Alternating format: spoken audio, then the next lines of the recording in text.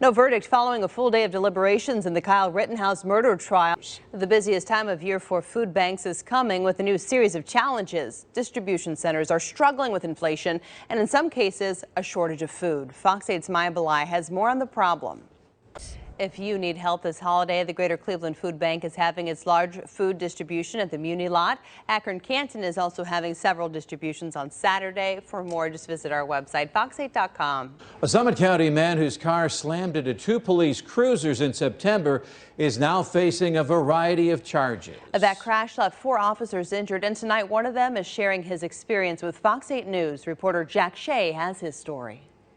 Officer Hughes is hoping to get back to work early next year. As for Jamal Williams, he is scheduled to be arraigned on the various charges on Monday. Still to come tonight, human trafficking at Hopkins Airport. The Fox 8 team just caught up with a missing woman involved in a case of human trafficking at Hopkins Airport. But watch what happened when we tracked her down and asked exactly what did happen. Here's I-Team reporter Ed Gallick. Cuyahoga County will be getting a new... Teachers and students in Canton are getting an extra day off for Thanksgiving this year as the district tries to combat staff burnout. He certainly left his mark on Cleveland sports and on the city as a whole. Electronics unattended.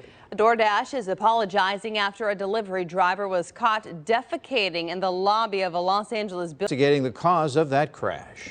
He owned the Cavs, the Indians, and built the Richfield Coliseum. In the 1970s, Nick Milletti enjoyed a decade unparalleled in Cleveland sports history. Our own Dan Coughlin visited Nick recently to reminisce about his...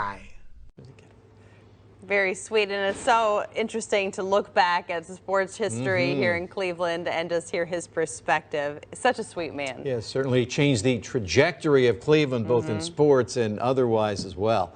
Still to come. Most people's idea of a roadrunner comes from classic Looney Tunes, but a real-life roadrunner just traveled an incredible distance. And this journey had